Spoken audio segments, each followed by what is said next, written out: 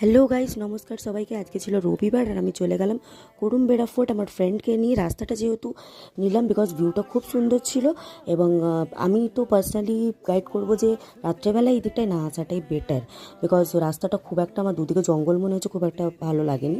এটা হচ্ছে এন্ট্রান্স। আমি কিন্তু কোনো রিসার্চ ছাড়াই এখানে এসেছিলাম যেহেতু, তো আমার বাইরে থেকে মনে হয়েছিল যে এটা রাজার কোনো কেল্লা টেল্লা হবে বা আগের কোনো রাজার এটা কোনো লোকেশন হবে।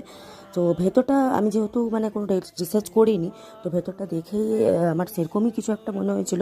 ডান দিকে বাঁ দিকে কনফিউশনে পড়ে মোটামুটি আমি ডান দিকেই এগোলাম। আর মোটামুটি বলতে 3 থেকে 4 কিলোমিটার হাঁটা, মানে শুধু হেঁটে যেতে হয়েছে, শুধু পিলার আর পিলার পিলার পার করে। আমি মাঝখানে একটা মসজিদ বা মন্দির দেখতে পাচ্ছিলাম। আমার ইচ্ছে ছিল যে আমি ওইখানটায় যাবো, ওখানে কী আছে ওটা আপনাদের সামনে তুলে ধরবো। সো আমি আর আমার ফ্রেন্ডটা এগিয়ে গেলাম। এবারে পুরো আমি ভিডিওটা পুরো স্পিডে দিয়েছি, বাট